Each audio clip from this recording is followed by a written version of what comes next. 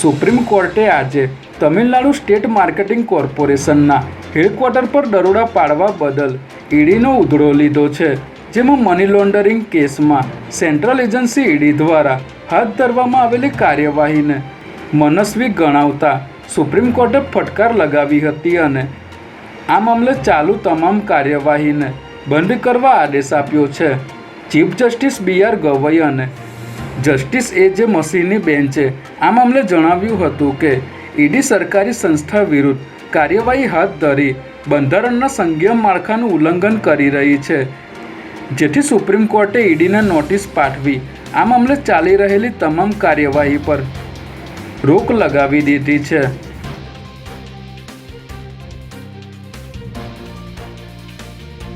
Bogus દસ્તાવેજોના આધારે નકલી gun licence કાઢી આપવાના રાષ્ટ્રવ્યાપી કૌભાંડમાં ગુજરાત એટીએસ દ્વારા વધુ 6 આરોપીઓની ધરપકડ કરવામાં આવી છે. પોલીસે તમામ આરોપીઓને અમદાવાદ ગ્રામ્ય કોર્ટમાં રજૂ કરતા કોર્ટે તમામ 6 આરોપીઓને 2 દિવસના પોલીસ રિમાન્ડ પર સોંપવાનો હુકમ કર્યો છે. આ કૌભાંડમાં અત્યાર સુધીમાં એટીએસ દ્વારા કુલ 66 આરોપીઓની ધરપકડ કરવામાં આવી છે, ત્યારે રિમાન્ડ પર સોંપાયેલા આરોપીઓમાં હિતેન પૂજારા, ધ્વનિત મહેતા, અક્ષય ભરવાડ, ભરત ઠુંગા, વિશ્વનાથ રઘુવંશી અને સંજય દેસાઈનો સમાવેશ થાય છે.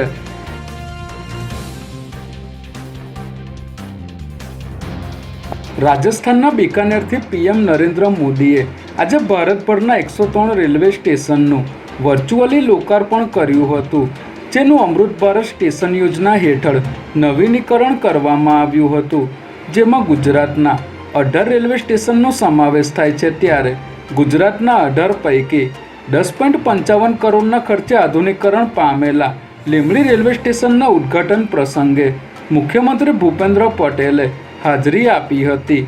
ગુજરાતમાં લીંબડી ઉપરાંત ડાકોર, કરમસદ, કોસંબા, ઓખા, મીઠાપુર સહિત 18 રેલવે સ્ટેશનનો 160 કરોડના ખર્ચે કાયાકલ્પ કરવામાં આવ્યો છે.